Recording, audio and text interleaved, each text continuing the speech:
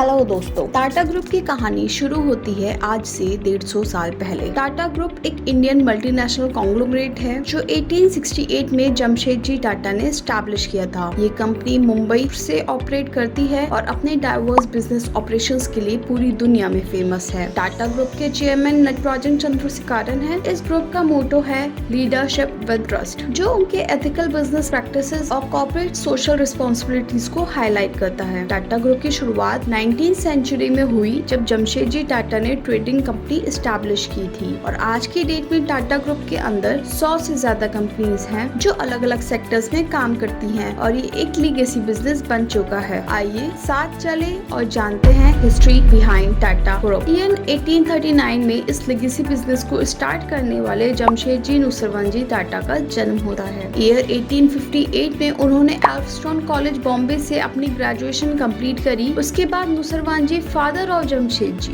वो चाहते थे कि जमशेदजी उनका बिजनेस ज्वाइन करे, इसलिए उन्होंने उन्हें बिजनेस सीखने के लिए चाइना भेजा। चाइना के ट्रिप पर जमशेदजी ने रियलाइज किया कि कॉटन इंडस्ट्री बूम पर है और ये आगे चलकर बहुत प्रॉफिटेबल होगी। उसके बाद इंडिया आकर वह अपने फादर के बिजनेस को खूब मेहनत करके नई ऊंचाइयों तक ले जाते हैं। जमशेदजी सिर्फ कॉटन ट्रेड करके सेटिस्फाइड नहीं थे। उन्होंने साल 1877 में सिर्फ 21,000 की कैपिटल के साथ नागपुर में कॉटन मिल एस्टैब्लिश की, जिसका नाम रखा गया था एम्प्रेस मिल। जमशेदजी टाटा ने 4 गोल्स अचीव करने का विजन बनाया था। First, setting up an iron and steel company. Second, a unique hotel. Third, a world class learning institution and fourth, a hydro electric plant. साल 1898 में उन्होंने the Taj hotel banana start किया। उन्होंने construction खुद design किया और 3 दिसंबर साल 1903 में द ताज होटल का इनॉग्रेशन हुआ और ये बॉम्बे की फर्स्ट बिल्डिंग थी जहां इलेक्ट्रिसिटी थी। और दोस्तों,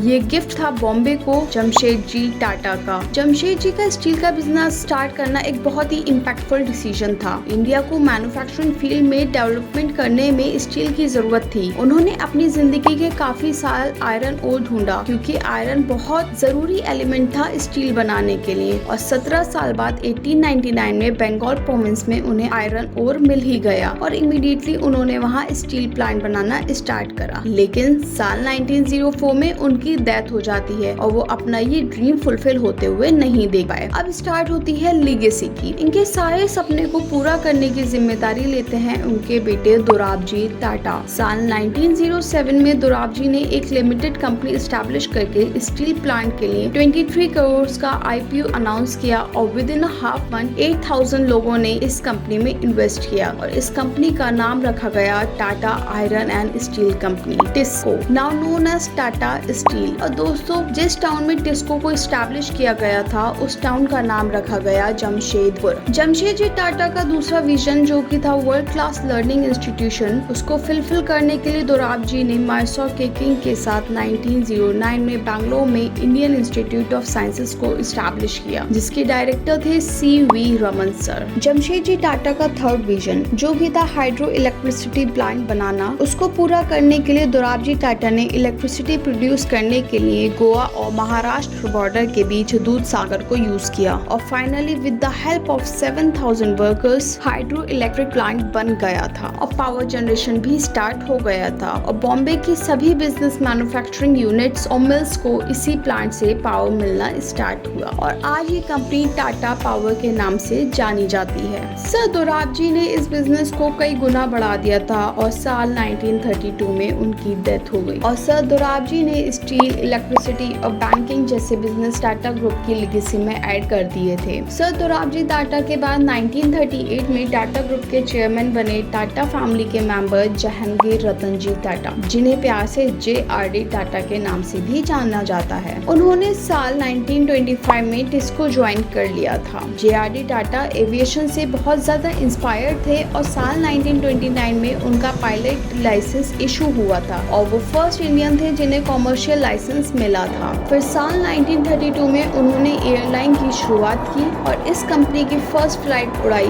खुद JRD टाटा ने। लेकिन वर्ल्ड वॉर 2 के दौरान ब्रिटिश गवर्नमेंट ने सारे एयरप्लेन सीज कर लिए और तभी टाटा एयरलाइंस खत्म हो गई। लेकिन जैसे ही वॉर एंड हुई JRD टाटा बिजनेस में री एंटर हुए और इस बिजनेस का नाम रखा गया एयर इंडिया। ये एक वर्ल्ड क्लास एयरलाइन थी और पूरे वर्ल्ड में इसे one of the best airline के नाम से जाना जाता था। उन्होंने इस एयरलाइंस को अपने बच्चे की तरह बड़ा किया था, लेकिन इंडिपेंडेंस के बाद गवर्नमेंट ने साल 1953 में ट्रांसपोर्टेशन अपने कंट्रोल में ले ली। गवर्नमेंट का मोटो प्रॉफिट से ज्यादा पब्लिक सर्विस पे फोकस करना था। इस इंसिडेंट के बाद जे.आर.डी. टाटा ने डिफरेंट सेक्टर्स में अपना बिजनेस ग्रो किया और साल 1939 में सोडा ऐश जैसे केमिकल्स प्रोड्यूस करने के लिए उन्होंने गुजरात के एक टाउन में केमिकल प्लांट का सेटअप किया और शुरुआत हुई टाटा केमिकल्स की। और देश का नमक टाटा केमिकल्स ही मैन्युफैक्चर करता है। जे.आर.डी. टाटा जमशेदपुर में रेलवे इंजन्स मैन्युफैक्चर यूनिट को एक्वायर करा और वहां शुरुआत की Tata locomotive and engineering company limited की, जिसे बाद में टेल्को से जाने जाना लगा। जे.आर.डी. टाटा ने रेलवे इंजन मैन्युफैक्चरर यूनिट को ट्रक मैन्युफैक्चरिंग यूनिट में एक्सपेंड कर दिया और लॉन्च किया टाटा 407 ट्रक। ये मॉडल इतना सक्सेसफुल हुआ कि इसके बाद टेल्को का मार्केट शेयर 70% हो गया और आज हम सब इस कंपनी को टाटा मोटर्स के नाम से जानते हैं। और साल 1991 तक जे.आर.डी. टाटा ने टाटा ग्रुप का रेवेन्यू 24,000 करोड़ तक पहुंचा दिया था और इस ग्रुप में लगभग 2,70,000 एम्प्लॉयज काम करते थे। 87 की एज में जे.आर.डी. टाटा ने बिजनेस से रिटायरमेंट लिया। इसके बाद साल 1991 में चेयरमैन बने टाटा फैमिली के मेंबर सर रतन टाटा और ये साल था इकोनॉमिक लिबरलाइजेशन का। साल 1962 में रतन टाटा आर्किटेक्चर की पढ़ाई कर रहे थे, तभी जे.आर.डी. टाटा उन्हें बिजनेस ज्वाइन करने के लिए इंडिया बुलाते हैं और वो इंडिया आकर टाटा ग्रुप को ज्वाइन करते हैं और उन्हें मैनेजर की पोस्ट पर असाइन किया गया। उन्होंने टाटा की नेल्को कंपनी का रेवेन्यू 3 करोड़ से 200 करोड़ किया था। साल 1991 में चेयरमैन बनने के बाद उन्होंने नोटिस किया कि टाटा ग्रुप कंप्यूटर टेक्नोलॉजी और एआई में बहुत पीछे है और वो टाटा ग्रुप के थ्रू इंडिया रेवोल्यूशन लाना चाहते थे। उनका ड्रीम था कार का डिजाइन और मैन्युफैक्चरिंग 100% इंडिया में ही हो। वो एक ऐसी अफोर्डेबल कार बनाना चाहते थे जिसे हर इंडियन मिडिल क्लास अफोर्ड कर सके, जिसके साथ साथ वो कार स्पेशियस और हाई माइलेज भी हो। अब जरूरत थी मैन्युफैक्चरिंग प्लांट की, जिसके लिए उन्होंने निसान के प्लांट को 1/5 कॉस्ट में एक्वायर किया और उस प्लांट को ऑस्ट्रेलिया से डिसमेंटल करके इंडिया के शहर पुणे में रीबिल्ड किया गया। रतन टाटा ने कार के डिजाइन और मैन्युफैक्चरिंग में इम्पोर्टेंट रोल प्ले किया और साल 1998 में पहली इंडियन कार इंडिका को लॉन्च किया गया। इसके बाद रतन टाटा ने एडमिनिस्ट्रेटिव बिजनेस सर्विसेज प्रोवाइड कर रही कंपनी को अपग्रेड किया टेक्नोलॉजी लेवल पर और TCS में प्रोवाइड करी सॉफ्टवेयर सर्विसेज। इसके बाद TCS ने सिर्फ इंडिया के लिए ही नहीं वर्ल्ड के ऑर्गेनाइजेशंस के लिए कस्टमाइज सॉफ्टवेयर्स बनाना स्टार्ट करे। इसके बाद TCS को एक्सपेंड करने के लिए सर रतन टाटा ने फंडिंग के लिए IPO लॉन्च किया और इसी वजह से TCS आज भी इंडिया की बिगेस्ट IT कंपनी है। TCS के सक्सेस के बाद सर रतन टाटा का फोकस शिफ्ट हुआ टाटा मोटर्स पे। उनका ये ड्रीम था कि हर मिडिल क्लास एक कार अफोर्ड कर सके। उसके लिए उन्होंने अनाउंस किया कि वो 1 लाख के अराउंड एक कार लॉन्च करेंगे और दोस्तों अपने प्रॉमिस को फुलफिल करके उन्होंने लॉन्च की टाटा नैनो। लेकिन अनफॉर्चुनेटली नैनो एक फेलियर साबित हुई। नैनो का प्राइस पॉइंट जो इसकी एडवांटेज होना चाहिए था वही इसका डिसएडवांटेज बन गया। लेकिन फेलियर से टाटा ने कंज्यूमर बिहेवियर को अच्छे से समझा और इसका प्रूफ देती है आज टाटा मोटर्स की लाइनअप। और आज की डेट में टाटा ग्रुप में हाईएस्ट रेवेन्यू जनरेट करने वाली कंपनी टाटा मोटर्स ही है। सर रतन टाटा अपने बिजनेस को ग्लोबलाइज करना चाहते थे। इसके लिए उन्होंने एक के बाद एक फॉरेन ब्रांड्स को एक्वायर करना शुरू किया। जैसे टाटा मोटर्स को ग्लोबलाइज करके एक्सपेंड करने के लिए उन्होंने जैगवार और लैंड रोवर को एक्वायर किया। उसके बाद टी मार्केट को ग्लोबल मार्केट में एक्सपेंड करने के लिए ब्रिटिश कंपनी टेटले और US कंपनी 8 o'clock कॉफी को एक्वायर किया और टाटा स्टील ने एक्वायर किया यूरोप ब्रांड कोरस को। और दोस्तों टाटा की फेमस कंपनी TCS और टाटा केमिकल्स ने भी एक्विजिशन किया और इन्हीं रीजन से आज टाटा ग्रुप का 65% रेवेन्यू फॉरेन कंट्रीज से आता है। Apart from this Tata group ने बहुत सारे इन्वेस्टमेंट्स भी किए हैं। वर्ल्ड की लार्जेस्ट ई-कॉमर्स वेबसाइट स्नैपडील में टाटा ग्रुप का इन्वेस्टमेंट है और ओला कंपनी में भी 0.95 CR का स्मॉल इन्वेस्टमेंट है और साल 2016 में शाओमी के स्टेक भी एक्वायर किए। टाटा ग्रुप की अचीवमेंट लिस्ट बहुत बड़ी है